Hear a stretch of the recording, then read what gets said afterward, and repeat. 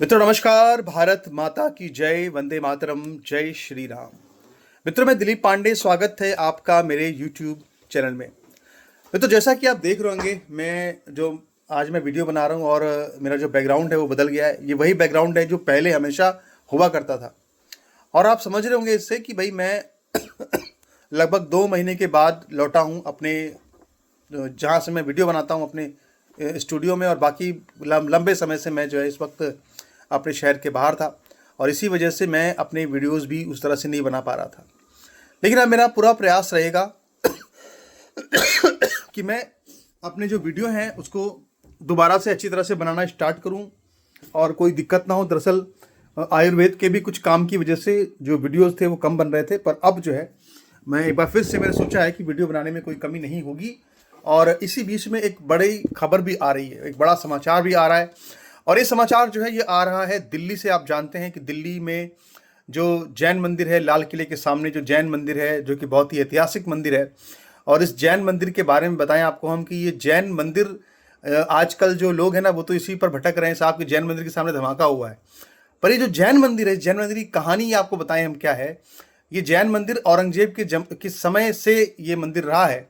और इस मंदिर के जो श्रद्धालु थे, उन श्रद्धालुओं को एक बार औरंगजेब ने अपने हाथियों के पैरों से कुचलवाया था। तो जो जिहादी सोच जो औरंगजेब के ज़माने से थी, जो उसके पहले से थी, वो जिहादी सोच आज भी कायम है। आज भी काफिरों को मारने के लिए बम धमाके किए जा रहे हैं। और इसी साजिश को लेकर के जो उनका मोटिव था उस पर आज हम पूरी एक चर्चा करेंगे। सबसे पहली बात तो ये है कि ये जो एक पूरे सीरियल ब्लास्ट की साजिश थी, मतलब पूरे देश के अंदर एक सीरियल ब्लास्ट करना था। और ये जो सीरियल ब्लास्ट था ये लखनऊ से लेकर के दिल्ली तक करना था। इनके मन के अंदर ये चल रहा था, आतंकियों के मन के अंदर, कि ये जो मोदी हैं और जो योगी है ना, ये अपने आप को जो हिंदुओं का बहुत बड़ा रक्षक बताते हैं। तो लखनऊ से लेकर के दिल्ली तक जब ब्लास्ट होंगे, सीरियल ब्लास्ट होंगे, तो इनको समझ में आएगा कि ये कितने ही बड़े रक्षक क्यों ना बन जाएं हिंदुओं के। लेकिन काफिरों को मारने का जो आदेश दिया गया है, जो आदेश सऊदी अरब से निकलता है पुराने समय से, जो 1500 साल की एक परंपरा चली आ रही है कि बुत परस्तों को मारना है, बुत परस्तों की इमारतों को ध्वस्त करना है, बुत परस्तों की औरतों को किडनैप करके उनकी रेप करने हैं। तो ये सब जो उनकी एक पूरी एक विचारधारा चली आ रही है, वो विचारधारा आज भी कायम है, आज भी चल रही है। और इसीलिए उनको इस बारे में कोई रहम नहीं आता, या उनको इनमें कोई इस बात के कोई गम नहीं होता कि वो किसी निहत्थे को मार रहे हैं। भाई हमारे यहाँ भी युद्ध होते थे, राजपूत कहते थे कि साहब अगर दुश्मन के हाथ में हथियार नहीं है तो हम उससे युद्ध नहीं करेंगे जब तक कि उसको हथियार ना हो। दुश्मनों को तलवार देकर राजपूत युद्ध करते थे, क्योंकि वो अपने से बराबर मानते थे, उनको अपने समान मानते थे। लेकिन जैसे एक चींटी को कुचलने पर हम चलते हैं, पार्क में चींटी कुचल जाती है तो हम ध्यान नहीं देते कि कौन कुचल गया, कौन मर गया। उसी तरह से जो मुसलमान है, कट्टरवादी मुसलमान जो होता है, जो जिहादी मुसलमान जो होता है, वो काफिरों को ऐसी समझता है कि ये कोई इतने गलीज नीच कमीने लोग होते हैं, गैर मुसलमान, उनकी नज़र में, कि अगर वो मर भी जाए धमाकों में तो उन्हें उससे कोई फर्क नहीं पड़ता, बल्कि उन्हें खुशी होती है।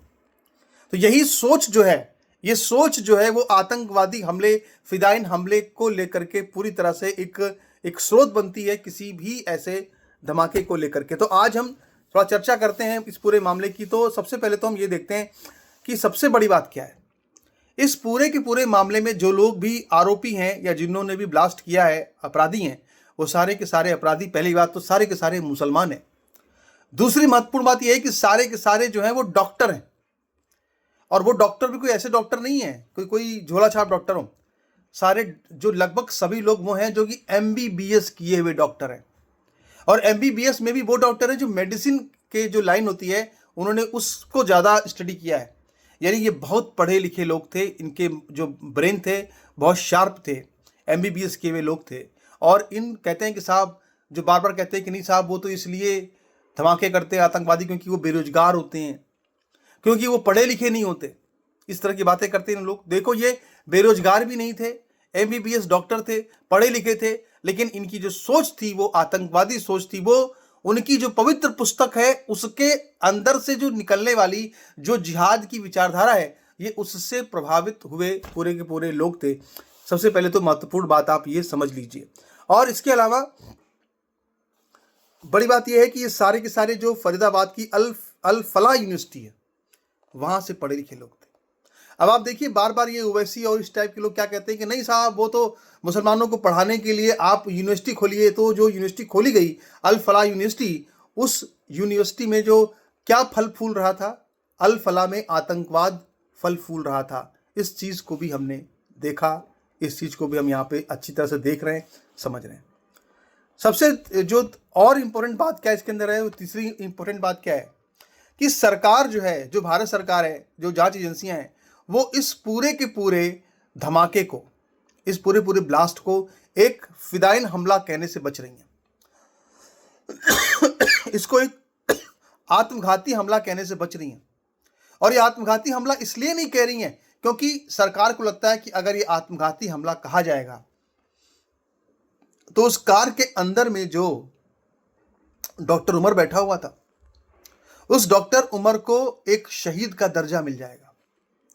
तो वो जो शहीद का दर्जा उसको मिल जाएगा, ये दर्जा उसको ना मिले, इसलिए जो भारत सरकार है वो कह रही साहब ये फिदाइन ब्लास्ट नहीं है, ये आत्मघाती हमला नहीं है, लेकिन ये कहीं ना कहीं आत्मघाती हमला ही है क्योंकि कार के अंदर विस्फोटक थे और उसमें एक डॉक्टर उमर नाम का व्यक्ति बैठा हुआ था जो कि कार को ड्राइव कर रहा था। और कार को ड्राइव करते हुए ही ये पूरा का पूरा जो ब्लास्ट है वो जैन मंदिर के सामने हुआ है।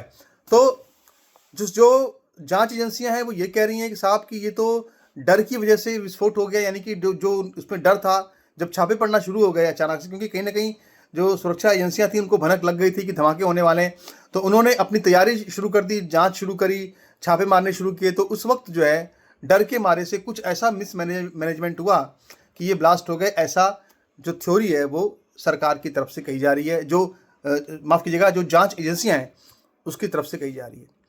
और सबसे बड़ी बात यह है कि इसमें जो एक जिहादी विचारधारा का जो सबसे बड़ा कौन होता है रहनुमा, वहाँ का मौलाना, तो फरीदाबाद के एक मौलाना को भी इसमें गिरफ्तार किया गया है, फरीदाबाद के एक मौलवी को इसमें गिरफ्तार किया गया है। इसमें फरीदाबाद का जो मॉड्यूल है उसकी एक बहुत बड़ी रोल यहाँ पे समझ में आ रही है। और जो यूनिवर्सिटी भी फरीदाबाद में है वहाँ भी 10 दिन तक ये कार खड़ी थी, जिस कार में विस्फोट हुआ वो 10 दिन तक वहाँ पे खड़ी थी। तो आप ये समझ लीजिए कि पूरी तरह से ये एक ऐसा ब्लास्ट हुआ है जिसमें कि एक बार फिर से जो अधिकतर लोग हैं इसमें, वो इसमें कश्मीर के लोग शामिल हैं। ये सारे लोग जो कि यहाँ पे पकड़े जा रहे हैं या जो कि दायरे में जांच की, ज़्यादा सब लोग इसमें कश्मीर के हैं और डॉक्टर हैं। और जो ये बार बार कहते हैं ना, सरकार कहती है कि तरक्की हो रही है कश्मीर में, अब आतंकवाद कम हो जाएगा, तो वो ये समझ लें कि ये सब एक अपने मन को बहलाने वाली बातें हैं। आतंकवाद का तरक्की से कोई लेना देना नहीं है। आतंकवाद का लेना देना उस एक पुस्तक से है जो 1400 साल पहले एक मिडिल ईस्ट के इलाके में जहाँ से एक विचारधारा चलती है, इसका वहीं से ताल्लुक है। और जो उसका ज़्यादा अध्ययन करेगा, ज़्यादा कट्टरपंथ अपने धर्म के प्रति लाएगा, उस मजहब के प्रति लाएगा, उसके अंदर कहीं ना कहीं आतंकवादी सोच, काफिरों को ख़त्म करने की सोच उसके अंदर अपने आप से एक पैदा होगी। इस चीज़ को हम आसानी से समझ सकते हैं, देख सकते हैं। तो अभी इस वक्त की स्थिति यह है मित्रों कि पूरे के पूरे देश के अंदर लगभग 200 जगहों पर छापेमारी चल रही है। और सबसे बड़ी छापेमारी जो है इस वक्त कश्मीर के अंदर चल रही है। शोपिया से लेकर कुलगाम तक हर जगह पर छापेमारी, जहाँ जहाँ भी इनके लोग हैं उनकी छापेमारी यहाँ पे की जा रही है। और इनके जो परिवार है, अब जो डॉक्टर उमर जो मारा गया है कार विस्फोट में, उसके परिवार वालों को भी गिरफ्तार कर लिया गया है, उनके डीएनए सैंपल भी लिए जा रहे हैं। तो ये तो सारा का सारा एक पूरा आप समझ सकते हैं कि हम जो देख रहे हैं ये हमको यहाँ पे समझ में आता है। और अब इससे भी बड़ी बात क्या है कि ये सब जो कुछ भी हो रहा है, इसका जो पूरा जो असर है वो कहीं ना कहीं अब सब कुछ पड़ रहा है किसके ऊपर? ये सारा असर अब भारत पाकिस्तान की सीमा पर जो है हमको देखने को मिल रहा है। क्योंकि प्रधानमंत्री मोदी ने ये कहा था कि अब अगर भारत के ऊपर कोई भी आतंकवादी हमला होता है तो भारत की सरकार को अधिकार है, भारत की सेना को अधिकार है कि इसका इंस्टेंट रिप्लाई, तुरंत इसका जवाब दिया जाए। अब अभी तो इस वक्त जो मोदी सरकार है वो पूरे देश के अंदर एक ऑपरेशन सिंदूर चला रही है। अब तक लगभग 55 लोगों को गिरफ्तार किया जा चुका है, उनसे पूछताछ की जा रही है, बड़े पैमाने पर इस पर जांच पड़ताल हो रही है। लेकिन मैं आपको बताना चाहता हूं कि ये कहीं ना कहीं ये बात पाकिस्तान को पता है कि प्रधानमंत्री मोदी कोई भी रिएक्शन कर सकते हैं, सेना कुछ भी कर सकती है। इसीलिए जो पाकिस्तान का बॉर्डर है वहाँ पे अलर्ट है, राजस्थान का बॉर्डर है वहाँ पे अलर्ट कर दिया गया है इंडियन आर्मी को। और इसके अलावा ये भी खबरें आ रही हैं कि पाकिस्तान ने जो है नोटेम जारी किया है, यानी कि आप उनके जो आसमान है उसको खाली किया जा रहा है वहाँ पे, ताकि अगर कोई हलचल हो तो देखा जा सके। तो तरह तरह के जो डर एक पाकिस्तान में वो इस समय देखा जा रहा है। कुछ भी हो सकता है अगर ये मामला बढ़ता है, और अगर वाकई में कहीं ना कहीं प्रेशर पड़ता है प्रधानमंत्री मोदी पर भी, भैया आप इसका बदला लीजिए, तो कहीं ना कहीं इसका भी असर हमारे बॉर्डर पर पड़ सकता है। और हम तो एक बात आपसे हमेशा कहेंगे कि पाकिस्तान ने एक बात कही थी बहुत पहले कि हमारे ऊपर हमला कहीं से भी होगा, अगर हमारे ऊपर कोई धमाका होगा, कोई हमला होगा, तो हमारा निशाना भारत ही होगा।